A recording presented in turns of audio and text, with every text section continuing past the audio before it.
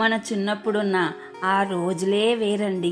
అవి గుర్తు చేసుకుంటూ ఉంటే మనసు ఎంతో ఆనందంగా ఉంటుంది. పిల్లలుగా ఉన్నప్పుడు పెద్ద పెద్ద కోరికలు ఏమీ ఉండేవి కాదు. చిన్న చిన్న విషయాలకే ఎంతో సంతోషపడిపోయే వాళ్ళం కదా.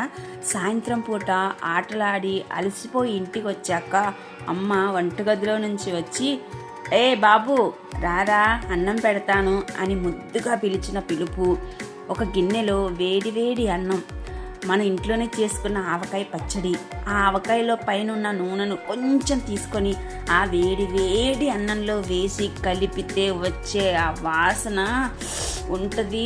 చెప్తూ ఉంటేనే నోరూరిపోతుంది కదండి. అది కూడా అమ్మ చేతితో కలిపి అలా ముద్దలు తినిపిస్తూ ఉంటే అది భోజనం కాదండి బాబు, అది అమృతమే అన్నట్టుగా అనిపించేది అప్పట్లో. ఒక్క మాటలో చెప్పాలంటే అది మనకి స్వర్గం లాంటి అనుభవం అండి.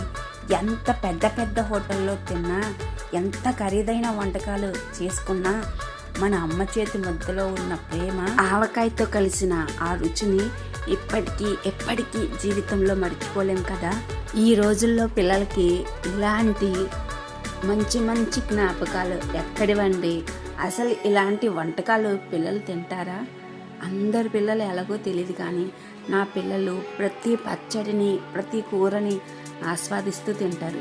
నేను చిన్నప్పుడు ఇలా చేశాను అని చెప్తే చాలు, నా పిల్లలు అది కంపల్సరీ అమ్మ నాకు కావాలి అని అంటారు. ఆ రోజుల్లో అన్ని ఆనందాలు సింపుల్గా ఉండేవి. అమ్మ ప్రేమ కానీ, వేడివేడి ఆవకాయతో అన్నం తినాలన్న కోరిక కానీ, ఇవన్నీ మన చిన్నప్పుడు ఇంకా చాలా ఉన్నాయి.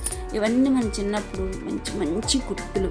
నిజం చెప్పాలంటే అవి రుచులు కాదు, అమ్మ ప్రేమ అమృతం అని చెప్పాల్సిందే. అందుకే అంటారు, మన చిన్నప్పటి జ్ఞాపకాలు ఇప్పటికీ మన హృదయాల్లో నిలిచిపోతూ ఉంటాయి. అలాగే నా పిల్లలకి కూడా ఇలాగే గుర్తుండాలి అని చెప్పేసి వేడి అన్నంలో ఆవకాయ కొంచెం నూనె వేసి నా చేతితో తినిపించాను. మీరు ఎప్పుడైనా మీ చిన్నప్పుడు ఇలా తింటే కామెంట్ చేయండి.